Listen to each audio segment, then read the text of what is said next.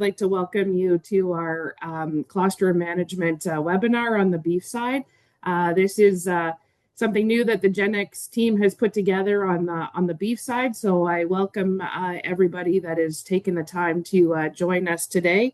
It's my privilege to have our two guest speakers with us today, Dr. Kim Egan, the GENEX Director of Global Technical Service.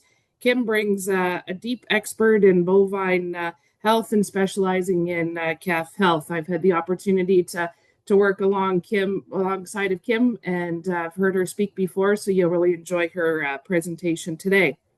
And we also have Richard Hupleo with us from SCCL Contract Manager.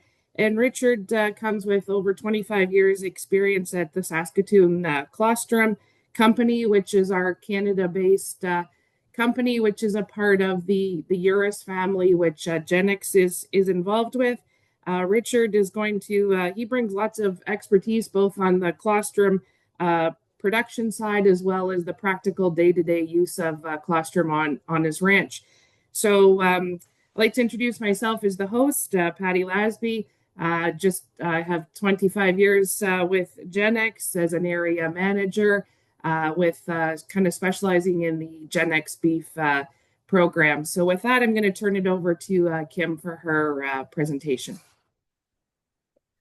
Okay, Mike, if you want to move to the next slide.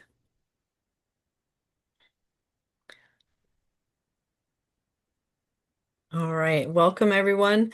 So yes, thanks for the kind introduction, Patty. A little bit of background on myself. I am a bovine veterinarian. I have been for over 25 years. I am based in America's Dairyland, Wisconsin, but have consulted on calf health from farms in Argentina to Texas and beyond.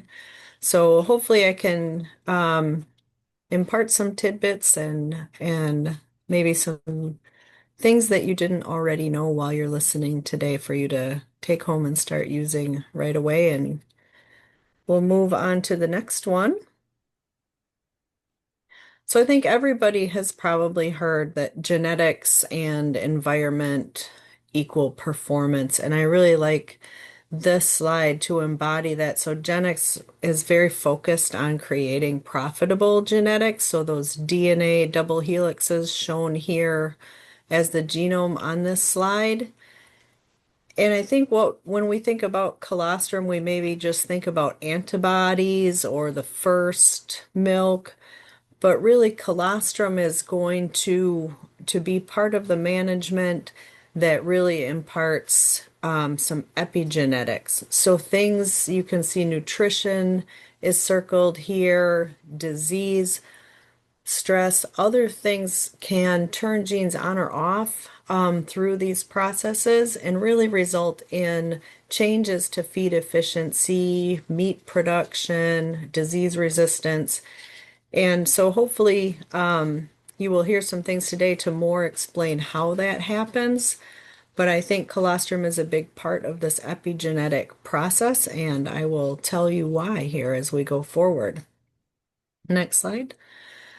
Ultimately, that first day for any bovine is the most important day of that cow or calf's life. Absolutely going to set them up for their future success. Because that is the only day that the antibodies and the other factors in colostrum can be absorbed. Certainly in the beef cattle, they're going to continue nursing and have some local gut immunity. But that first day, that first meal is really the most important. Ultimately, we're going to get disease resistance from that. We will have growth affected by that. And then what we're all after, reproduction, production, and longevity that really add up to profitability. So next slide, Mike. So to get an understanding of where you all are coming from, we would really appreciate if you could take a minute. Mike is going to pop up a poll question here. to help us better understand if what you're currently doing today, up until this call. Do you let Mother Nature take its course? Have something on hand for calves that are struggling? Only use whole bovine dried colostrum if a dam is down or died? Or see that every calf gets a known quantity of IgGs from whole bovine dried colostrum? What best describes your protocols?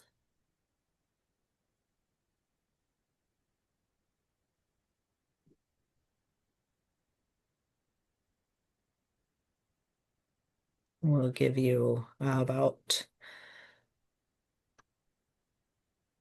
a few more seconds.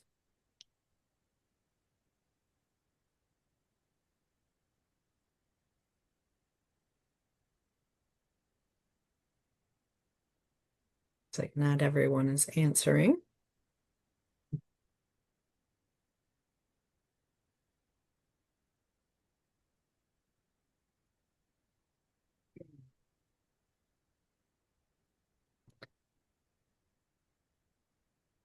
Okay, in the interest of time, I think we'll move along. We had about half the participants answer, and all of them said they have something on hand for struggling calves. Um,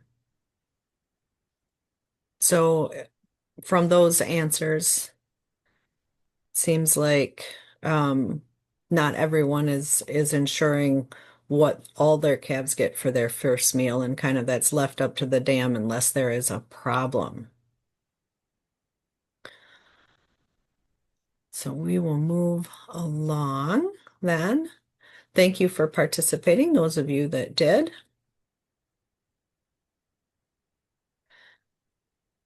So to start, we'll talk about like the basic immune system. There are two types of immunity. Calves are born with zero immunity. The bovine placenta does not allow antibodies to cross. So when calves are born, they have no protection whatsoever. There are two types of immunity, as I mentioned. Passive on the bottom is receiving antibodies from an external source. So that would be colostrum. The other type is active immunity. So you get exposed to a pathogen, your own system creates antibodies. So that's what happens when we get vaccinated or when cattle get vaccinated. Next slide.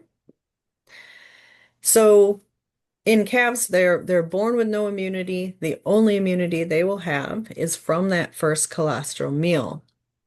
And you can see that the days of age along the bottom here. And that meal, that first colostrum meal, can get those maternal antibodies into the calf. They do decrease over time, denature. They get pulled out of the bloodstream to be used to fight pathogens. And really, it's 2 to 3 weeks of age when those calves start making their own antibodies and they can have that active immunity. So that window of susceptibility you see in the red circle there is generally when we see the diarrhea or respiratory disease, sometimes one and then the diarrhea and then respiratory disease follows. So the higher we can get those maternal antibodies on day one, the better. We can move on. Basically, passive immunity is the big function of colostrum, but also there's growth factors for gut development. There's oligosaccharides to help those good gut flora, which also, if the gut is lined by those good gut flora, there's not room for pathogens to attach. So that's very important as well. Reduces gut permeability, so we have less problems with leaky gut disease. I talked about reducing pathogen binding. There's natural anti-inflammatories, antimicrobials. So really all this good stuff to help keep that calf healthy. And the antibodies certainly are primary importance. So moving on. So colostrum is immunity, period. In our natural whole bovine colostrum, most of that is the IgGs, immunoglobulin G. And in colostrum, there's two types. IgG1 would make up 80 to 90% of those IgGs. Those flow through open channels in that calf's gut, mainly in the first 12 hours of life. And then they enter the circulatory system, and IgG1 can be resecreted into the bronchial or intestinal lining. So that's really provides local immunity there. Other types of IgGs, like IgG2, would be more prevalent in plasma that does not get resecreted. So less protection with that or products that are not whole bovine colostrum, but would contain plasma instead. So not quite as effective there. So this is basically the function, how the immunity gets into the calf. Next slide.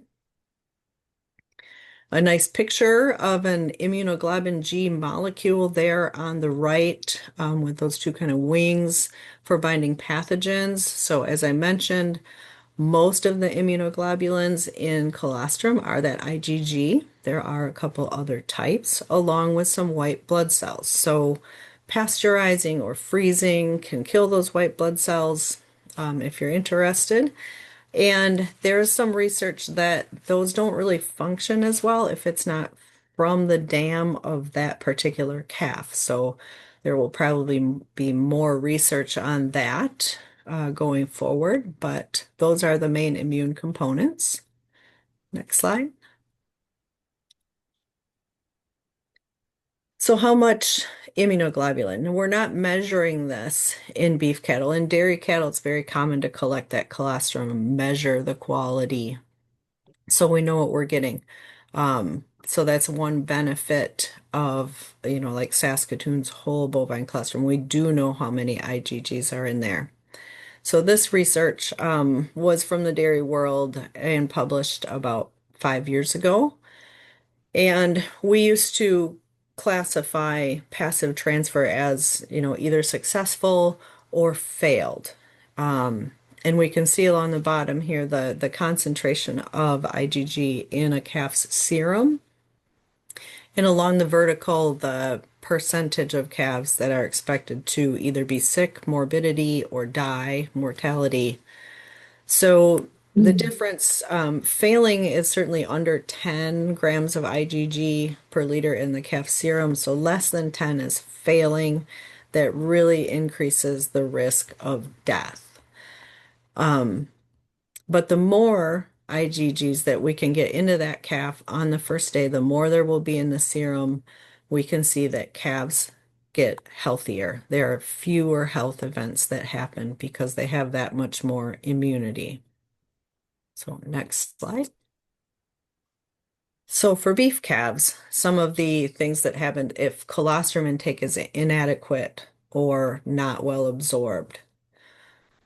Start clicking through, Mike. 3 to almost 10 times more likely to be sick. They don't grow as well as their counterparts. Their average daily gain is less meat production. Increased age at first breeding. So disease events, poor growth, they take longer they're not as fertile, so more time on feed to first calving. I thought there was one more there, but anyway, so to reiterate, colostrum is a source not just of IgGs, but also the white blood cells. And then there's the other factors that are listed there. So these factors, like the cytokines, are going to be like the natural anti-inflammatory. The growth factors really affect the intestinal villi. We can see even in just the second feeding, the first few days, the length of those gut villi is really changed by those growth factors, whether or not they are receiving whole colostrum in transition milk, and that will affect their nutrient absorption then for their entire growing period. That is why the calves that have inadequate intake don't grow as well. So along with vitamins and minerals, um, antiviral and antibacterial compounds, of course, just the fluid volume and the nutrition of it as well. So moving along. To recap then, colostrum mainly immunity, IgG, and we can click through these, Mike.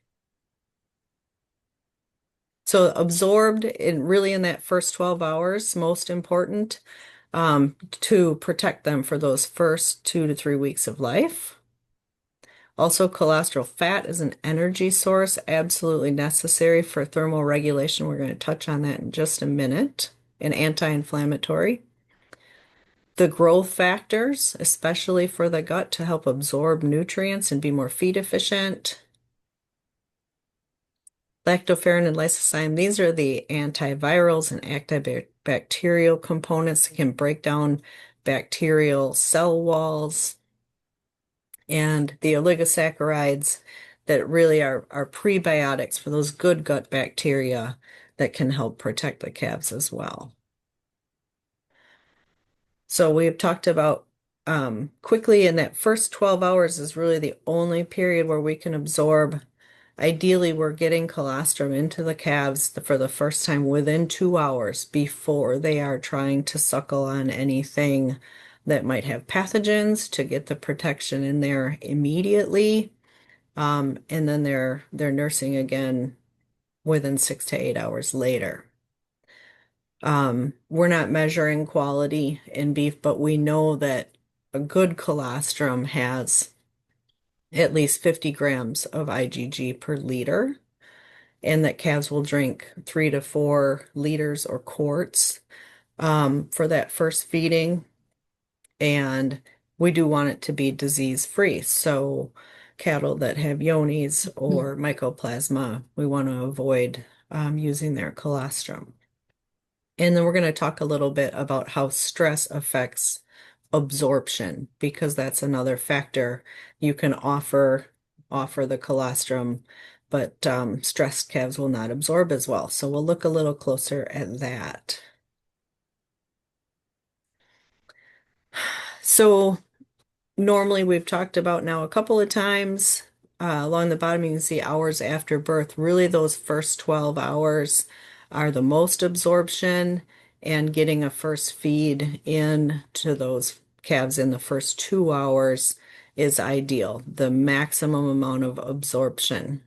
For stressed calves, that absorption is lower. Before, like heat stressed calves, dystocias, before they're even um, born, then the channels begin to close, and that's the kind of the mechanism for why that absorption is lower. So normal absorption is somewhere between 40 and 50% of what is ingested. For the stressed calves, it's more like 30% to begin with. So moving along.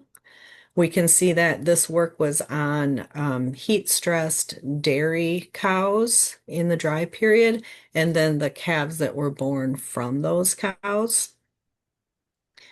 And you can see that that orange line is those calves that were born from the heat-stressed dams. The blue is, they were cooled. And we can see the same thing we just looked at. The stressed calves have lower absorption.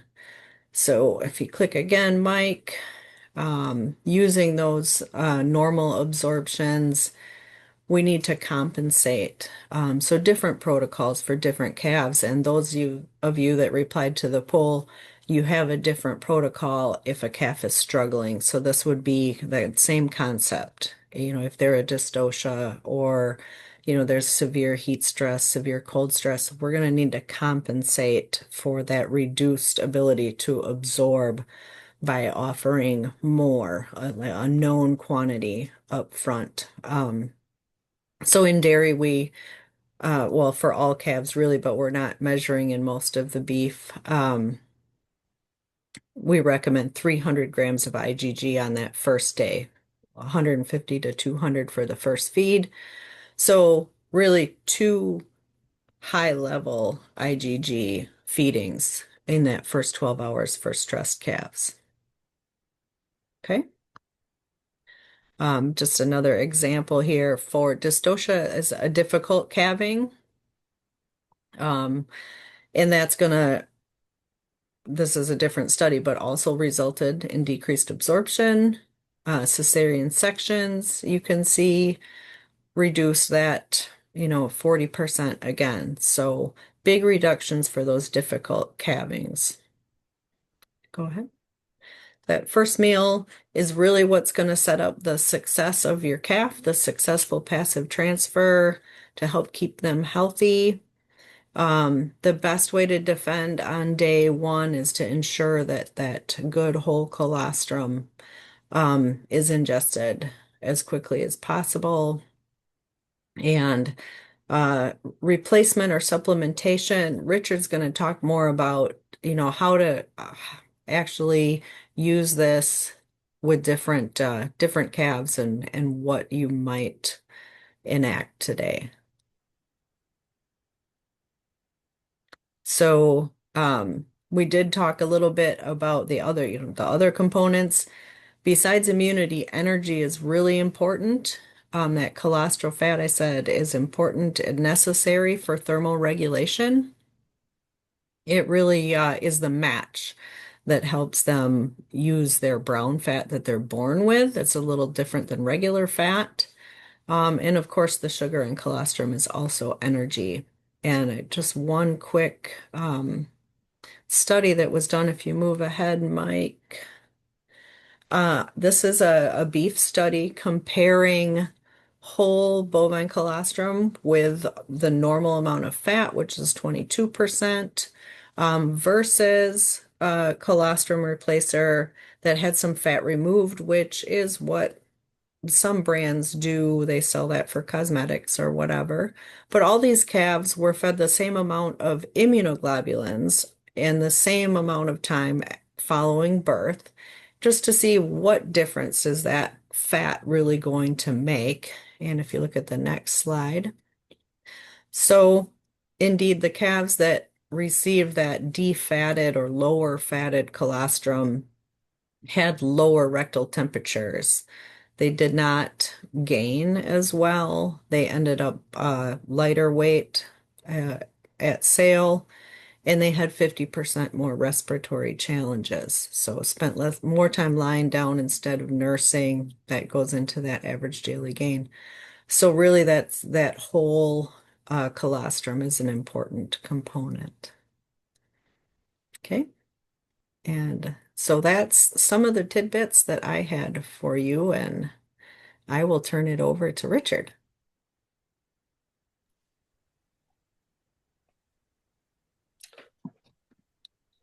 Hi, everyone.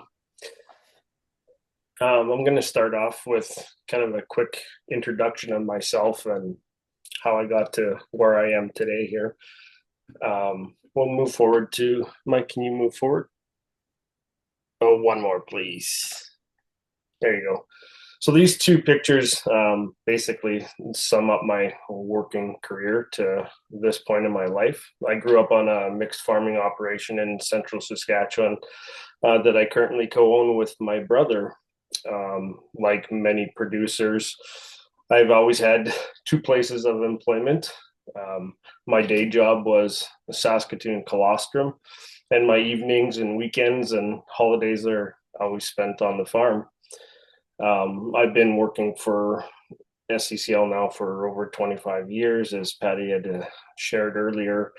During my time with SCCL, I've worn many different hats. I started there back in 1999, chucking pails of raw colostrum as a laborer.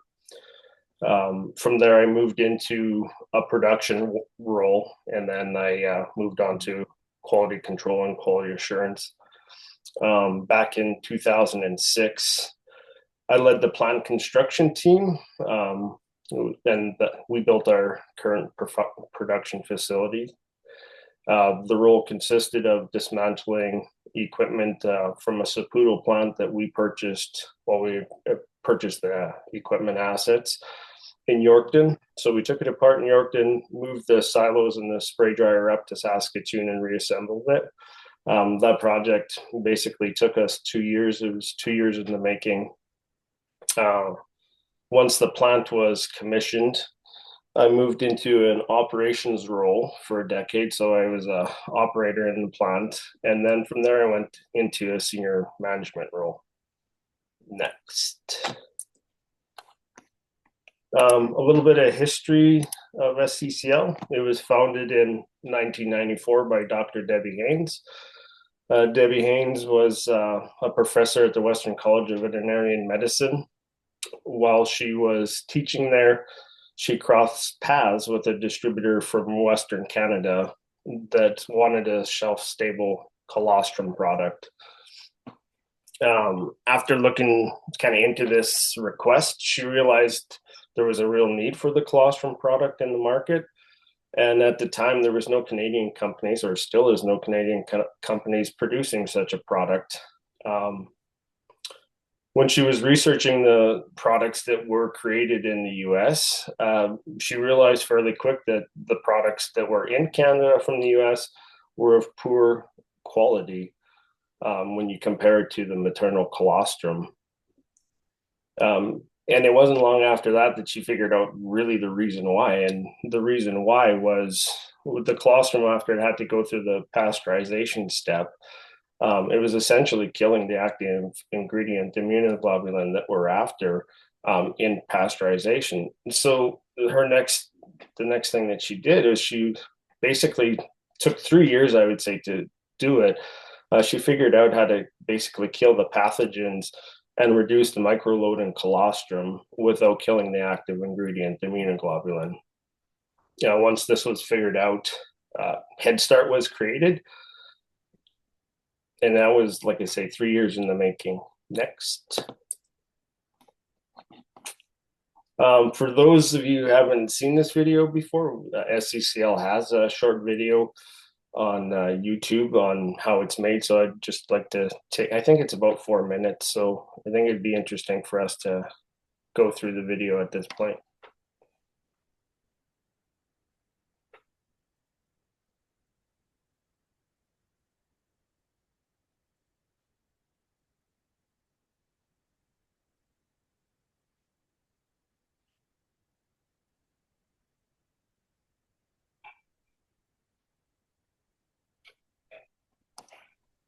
Yeah, Richard, I think we're gonna have to move on. Okay, it does play. Well, for the audience, it's a really great video. Sometimes if you have a minute, you can just look it up. It is actually very interesting to see how it's made. Maybe someone can put a link in the chat. I was just going to say I'll have in my follow-up email to the participants, I'll get the link included in there for everybody because it is a really good video. Okay, so just following up, I guess, on the video, a little bit about our production. SCCL currently sources raw colostrum from 5 different countries, 4 of which come back to Saskatoon for production. The 5th one is sourced in Mexico. It stays in Mexico we produce it locally in Mexico, and it's consumed in Mexico as well. That one doesn't leave the country. Today, SCCL sells product in 28 different countries with over 90 different presentations within those countries. What does that translate into from a production perspective? Next, Mike. In 2025, and in the Saskatoon plant, we'll have collected from 1.5 million cows, which comes from 5,100 different farms. That's 800,000 buckets. So, this is one thing that it does show in the video and how sort of archaic the production is. Or we physically dump buckets. We collect the colostrum in raw 15-liter buckets. It's frozen. It's transported to Saskatoon in a frozen state. It's graded, selected for its quality, and then it's thawed, it's poured, it's heat treated. Then it's dried into the powder. That will translate into 1.4 million kilograms of powder this year. And I tried to boil it down. We're going to talk about supplement units later. And that means that we would make 6.2 million supplement units this year. And of course, not all our product is sold in supplement units, but that was the easiest reference for the audience to, give you some idea of sort of the scale, the production scale that SCCL does today. So now I guess I would take this time to sort of explain my own system. We're a commercial herd that starts calving in February 1st is our goal. That's, I guess, probably fairly old school by today's standard. A lot of range calving, so much less work. A lot of seed stock will calve early like that. But for our scenario specifically, our goal is to have most of our calving done before planting starts. Once mid-April hits, we are moving on onto planting and worried about seeding. So our focus definitely changes at that point. So cows that are close to calving, they'll be in a close-up pen that feeds into our barn. Our cows go into the barn for the night.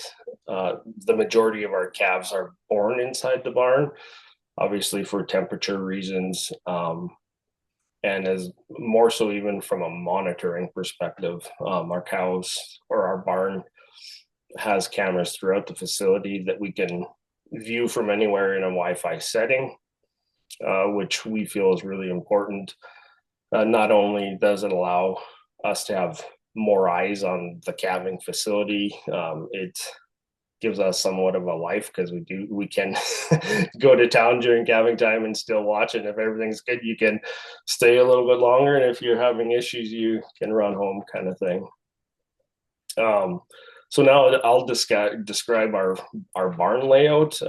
We have 3 separate loafing areas, I would say, that can hold approximately 60 cows. The idea of the multiple loafing areas for us is that we don't have to go out at night when every calf is born. And why I say that is we split our animals up and we have a calf in a loafing area and they mother properly. We won't go there and intervene. But if we had only one loafing area, if you have multiple births at night, you know what the scenario is. The same cow wants 2 or 3 calves, and then you're going to get some cows that don't want any calves. So if they're spread out, we can hopefully not have to intervene throughout the night. Of course, that only works a fraction of the time. But off those loafing areas, then we have individual mothering pens as well. So we have about 20 mothering pens. So in an ideal world, calf is born, give it a little bit of time for the mother to lick it off and mother up, and then they go into their own pen to further the mothering. Next slide, we'll unpack sort of the beef protocol that SCCL has created, and while I'm unpacking that, I'll sort of describe sort of my own kind of version and things that I've added to this list.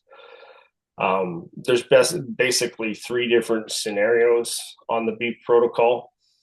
And I'll break it down by colostrum feeding scenarios. I think that makes the most sense for me. So scenario 1 that you see here is everybody's favorite for sure. That means that basically there's no intervention required. The calf is standing, the calf is nursing vigorously, the dam and the calf have bonded. There was no assistance needed or minor assistance, nothing to worry about. I kind of take this time to point out that,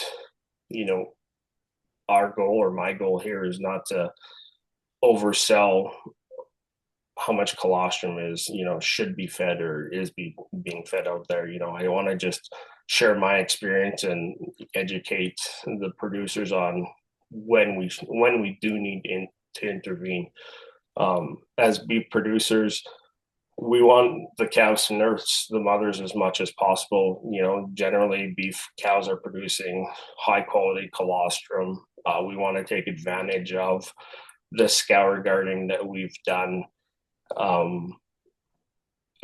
then also take advantage of sort of what I call the on-farm specific immunity that happens right after years and years of, like for us, we have a closed herd. So our herd is always, it's exposed to the things that our animals face the most. And in turn, we're going to get the best coverage in our colostrum from our own animals. So I don't want to, ever intervene if I don't have to. Cost aside, it's the best for the animal to have mama's colostrum. Next.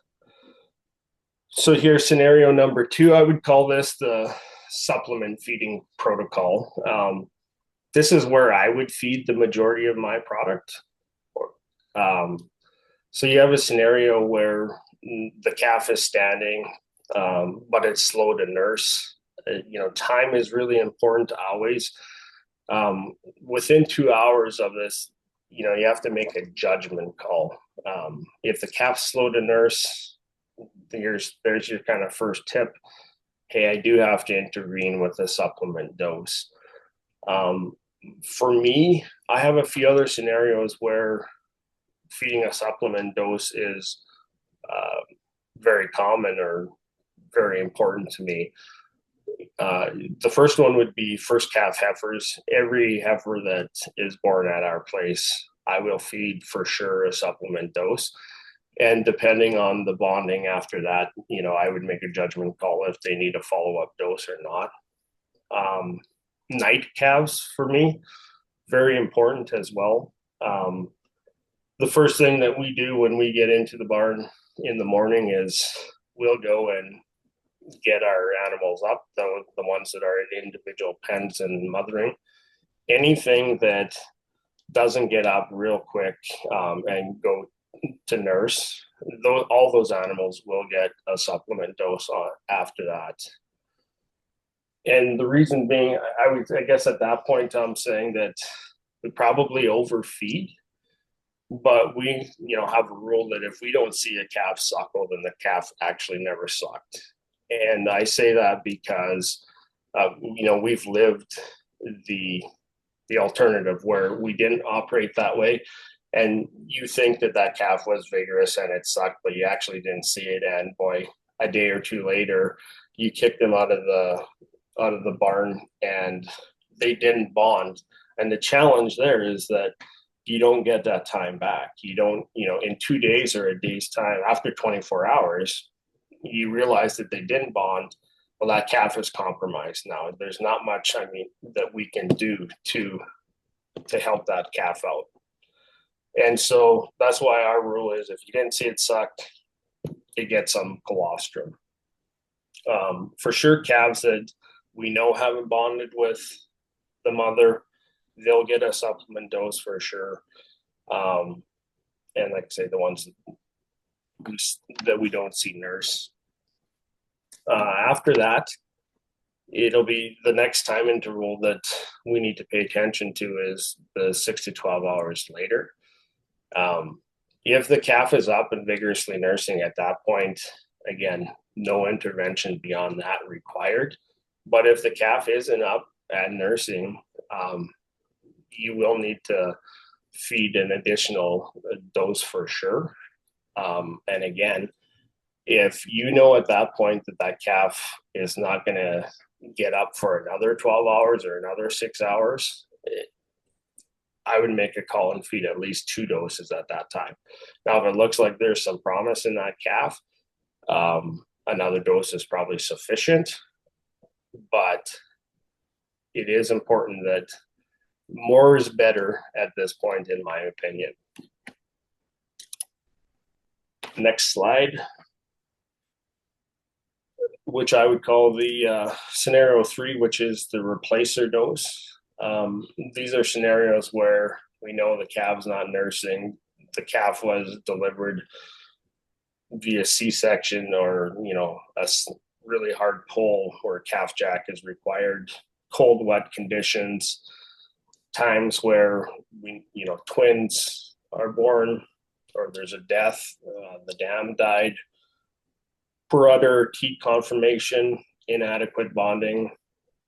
Here, the first feeding needs to be at least 2 doses.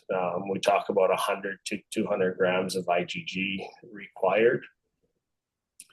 So that would be, if we go back to the Head Start package, that would be at least 2 of them. Each one of those packages contains 60 grams of IgG.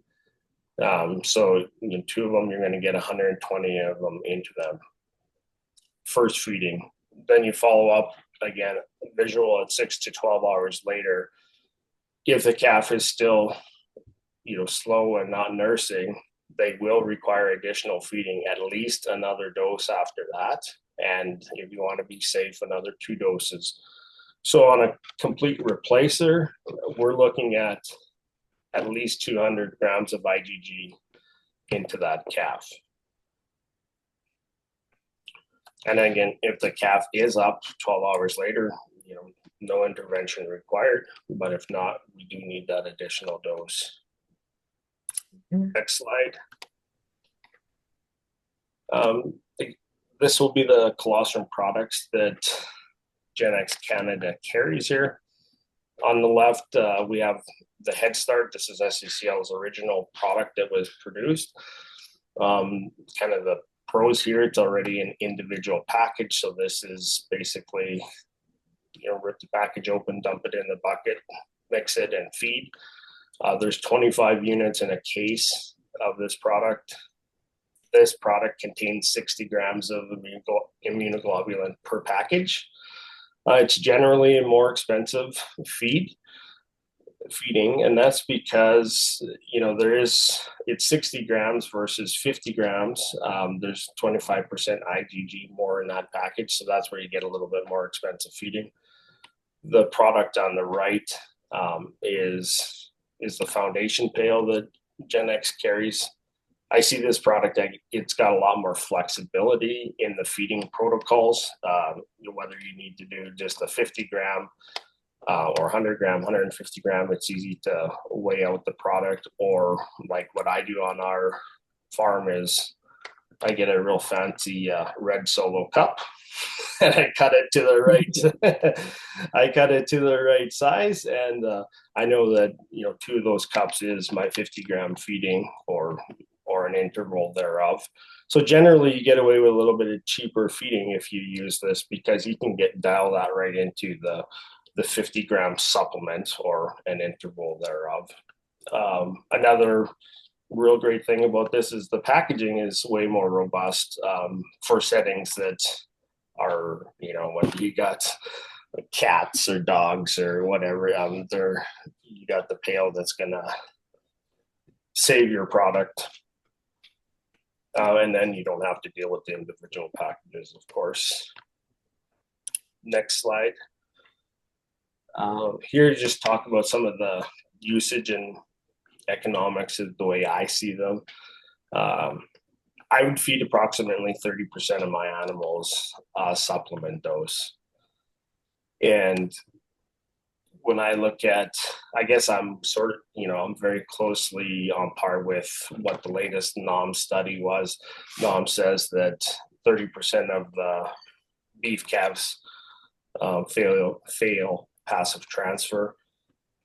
So then the economics side of things, if I got 30% of my animals get a dose of colostrum, that's 90 units a year. I'm on the high side for sure here, but I just use $30 a unit. So that's $2,700 a year, less than the price of one calf. By today's standards, by a long shot. And I know for a fact that I save a lot more than one calf when I, use this protocol. For me personally, I know that I overfeed colostrum. And the reason for that is because I've done the opposite. I've underfed for some time, and that scenario is not fun. our challenge then when we were, underfeeding was, I would say that it really boils down to a bonding issue. When we first built our barn, we didn't have the mothering facility or the mothering pens that we do today. And so we've always thought that they bonded and they, the calf was suckling and so on.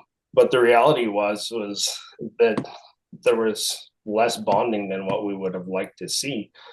And, once you start with some scours, the challenge load, it's the snowball effect. And that's really what, as a beef producer, I'm trying to avoid. I mean, it's not practical to think that I'll never have a scouring calf. That's, or at least in my setting for sure.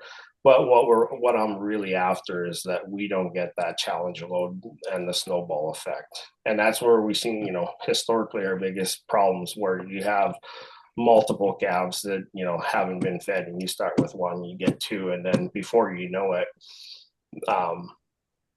the challenge load in that area is really high.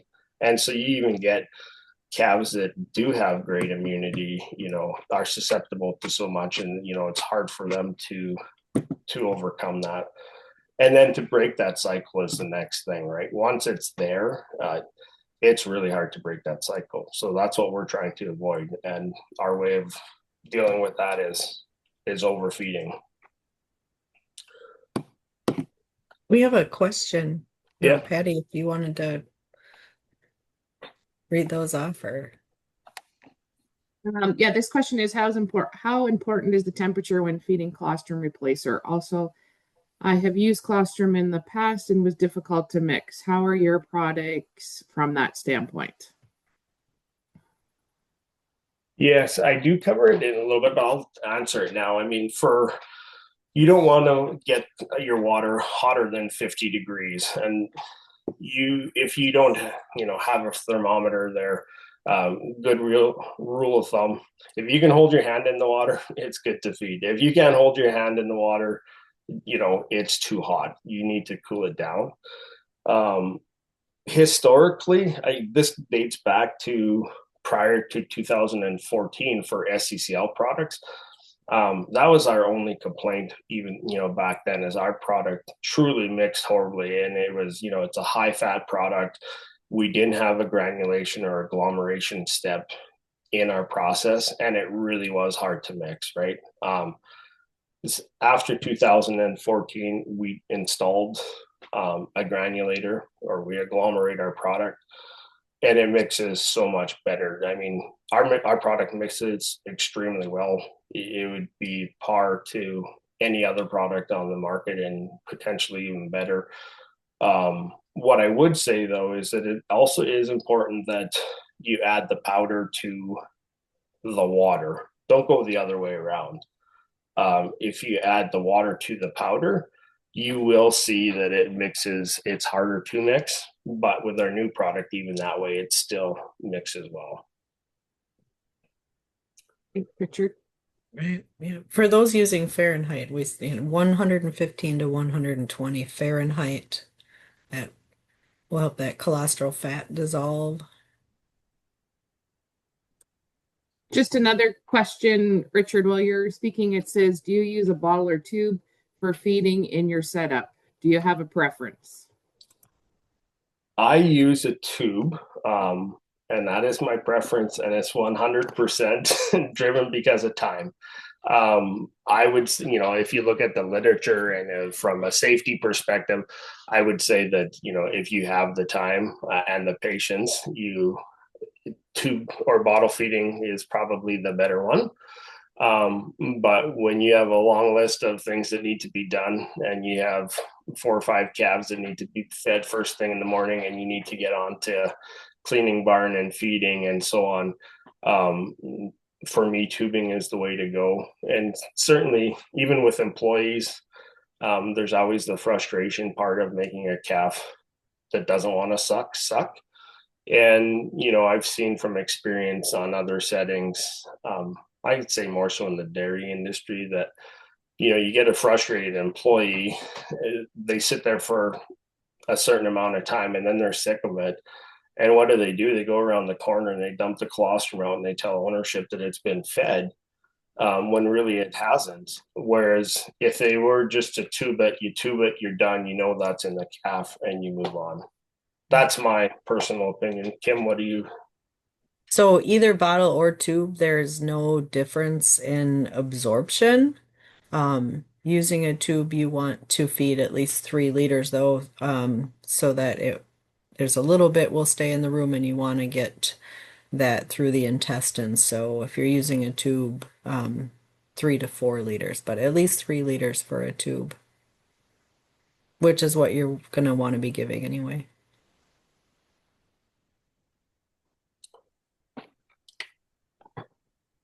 And then from, one last thing I'll add to kind of from a economics perspective, and I just throw it out there because just to get people thinking, I always find it interesting. As I said earlier, we're a mixed farming operation. And if I think about grain producers and, the grain side of things, if someone talks about there's a new fungicide or foliage application or whatever, and it's going to cost $10 an acre or $20 an acre, it seems to me like the grain producers, they're all in. Whatever I can do to produce the most bushels per acre, that's my metrics. I'm going to do that. If you take that logic and you think about the calves, it would be we should do what's best for the calf.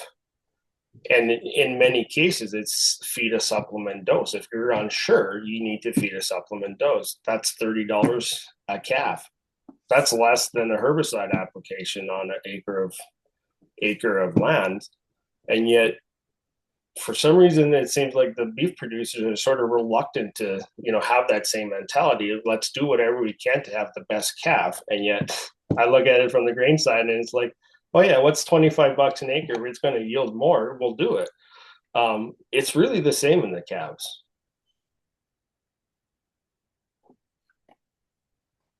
Next slide.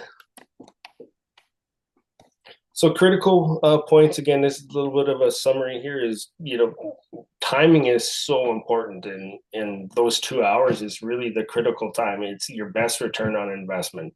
If you can get that colostrum into those calves within those first 2 hours, that's where you're gonna, like I say, get your best return on investment. For me personally, when in doubt, you feed. Again, you don't get another chance. You've checked the box. Yes, you spent $30, but for the ones that you were unsure of and they really didn't feed, it's going to pay dividends in the long run. And again, for me, bonding is so important because that's been our biggest challenge in the past. And yeah, it's super important. Next slide. This is where just the supplies that are required, and here's where I touch on the nipple bottle or the esophageal feeder, mixing pail and whisk. The optional I put there because I do think the sous vide machine is something that some people haven't thought of, or many people haven't thought of. It's really great because you always have the water at the proper temperature. It's always available. This is the little, you can just clip it to a pail, any pail. You can set the water temperature. It sits there and it turns off and on as required. So in our facility, we don't have plumbed water into our shop, but we just have a 5-gallon pail there that's always sitting at 50 degrees Celsius. So it's ready. We don't have to wait for the water to warm up, and the water is always at the right temperature. Or else a hot water kettle. If you are going out buying a kettle specifically, ideally you would get one where you can set the water temperature. They do exist, rather than just boiling or not boiling. Boiling water, is a challenge for sure. You would have to wait till it cools off or add some cold there. And again, rule of thumb, if you can hold your hand in it, it would be fine for the calf. But we do shoot for 50 degrees or less. And next, yeah, thank you for listening, everyone. Thanks, Richard. And Kim, I'll just ask Mike to move on to the next slide. We're just going to open it up for questions at this time. Mike's actually going to unmute, but I do have one question that came in. It says, do you make any adjustments based on the size of calves? So maybe that one is for Richard. I do not as a whole. Again, I'm just really monitoring what scenario I'm in. If I'm in a supplement scenario or I'm in a replacer scenario, as a whole, I guess our calves don't vary a whole lot. They do to some degree, but it's just more important. How many doses are you getting? If I've acknowledged that I need to feed, it's what scenario do you fall into?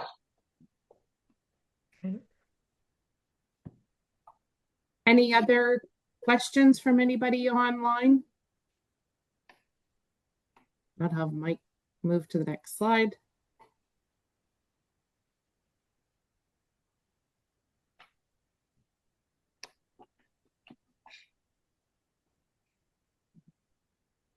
So with that, I just want to thank everybody for joining us today. Sorry, does someone have a question? No, if not, again, thank you to Kim and Richard and all of our participants that joined today. Certainly, it was exciting to hear from both Kim and Richard as we're kind of moving into our beef season here. We just thought it was a great opportunity to hear about our two products that we offer. We do have a little token of our appreciation today. If you do purchase either one of the products on our online store or call me directly, we are offering a free shipping, and we put a nice clipboard together with those protocols that Richard talked about that will also get shipped out to you. But I will send out a follow-up email with my contact information. And then if you do have some questions that you think about after you get offline, I'll certainly direct those to Kim and Richard and get those answered back to you.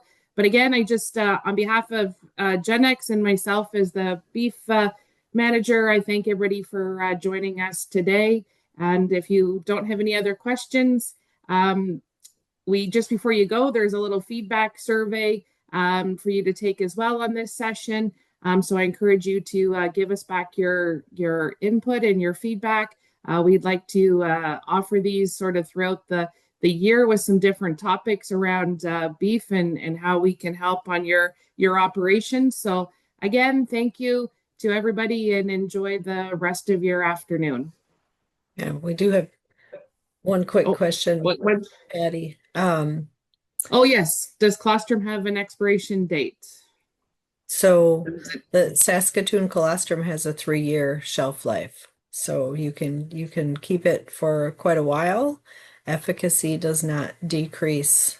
Maybe after that 3-year time frame, it might start to diminish, but not during that time. And honestly, I mean, that 3 years is the maximum that any manufacturer or any vet bio can get. We do see it, it is efficacious beyond that. So don't go throwing it out if it is 4 years or whatever it is. It's fine. You will see a decrease, 5-6 years, but it's substantial.